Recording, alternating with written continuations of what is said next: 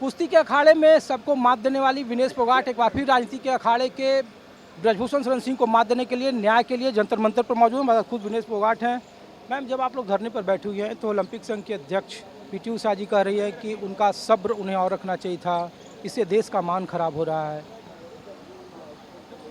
देखिए, बात सब्र रखने की कि पीटी उषा जी अपने आप को हमारी जगह रखें, फिर हम उनसे पूछ सकते हैं कि सब्र क्या चीज़ होती है। उनको महिलाओं के साथ खड़े होने की बजाय जो खिलाड़ी हैं उनके, चलो वो सीनियर खिलाड़ी रहे हैं, बहुत माने हुए खिलाड़ी हमारे देश के, उनके मुंह से ऐसी बातें सुनना, हमें भी पता है कि देश का अपमान हो रहा है, लेकिन हमारा अपमान किसी को दिखाई नहीं देता क्या? हम देश के नहीं हैं क्या?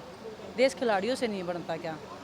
लेकिन मैम, जब आप धरने पर बैठे हुए हैं आप सब लोग, तभी पीटी उषा ही बोल रही है, अनुराग ठाकुर भी बोल रहे हैं कि सबको मौका दिया गया, बावजूद वो गलत तरीके से सड़क पर बैठकर सरकार का और देश का मान खराब कर रहे हैं। देखिए सर, देश का मान बढ़ाते हैं हम खिलाड़ी, और कम करने का तो सवाल ही नहीं उठता। लास्ट टाइम जब हम जंतर मंतर से उठे थे तो उस देश के लिए उठे थे, 26 जनवरी आने वाली थी, उस मान सम्मान को बनाए रखने के लिए उठे थे हम।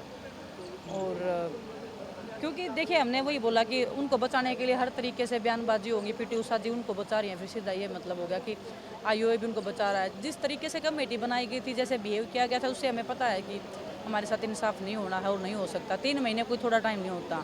पीटी उषा जी से आप जाके पूछे कि 3 महीने किसी एथलीट के लिए कितने इंपॉर्टेंट होते हैं, और वो एथलीट जो खुद पीड़ित है, जो जिनके साथ शोषण हुआ है, वो एथलीट किस दर्द से गुजर रहे होंगे। उन्होंने कभी पर्सनल फ़ोन करने की ज़रूरत नहीं समझी, कभी मैसेज, उन्होंने कमेटी बना दी। क्या उनका यही कर्तव्य है एक आईओए के अध्यक्ष पद पे होने का? लेकिन मैम, ये कहा जा रहा है कि भारतीय कुश्ती संघ का जो चुनाव होना था उसे स्थगित कर दिया। कहा गया कि जो कमेटी है वो 45 दिन के अंदर वो चुनाव कराएगी। तो एक आंशिक जीत, तो पहला कदम तो आपके लिए खुशी की बात है ना कि आपने कम से कम जो चुनाव होना था उसको रोक दिया। नहीं, हमारा टारगेट चुनाव था ही नहीं। अगर चुनाव हमारा टारगेट होता तो हम उस टाइम पे पहली टाइम पे जंतर मंतर से क्यों उठे, क्योंकि हमें भी पता था कि आगे फरवरी में उनका टर्म खत्म हो जाएगा, उसके बाद में हो जाएगा सब कुछ। तो हमारा चुनाव से कोई मतलब नहीं था। हमारा ये था कि जो गलत हुआ है या हो रहा है, या एक दिन भी अगर ज़्यादा हो जाएगा तो वो गलत है। इतने साल तक जो हुआ वो गलत है, तो उसको सहन करने की जो क्षमता थी वो खत्म हो चुकी थी। ये इसलिए नहीं आए थे हम कि चुनाव है, किसी को अध्यक्ष बनना है या हमारा आदमी अध्यक्ष बन जाए, वो कोई मैटर ही नहीं है। कोई अच्छा इंसान बनना चाहिए बस। नमस्कार, मैं हूं मानक गुप्ता। अगर आपको हमारा ये वीडियो पसंद आया हो तो इसे लाइक और शेयर जरूर करें, और हाँ, हमें सब्सक्राइब और फॉलो करना ना भूलें ताकि आप देश और दुनिया की कोई खबर मिस ना करें।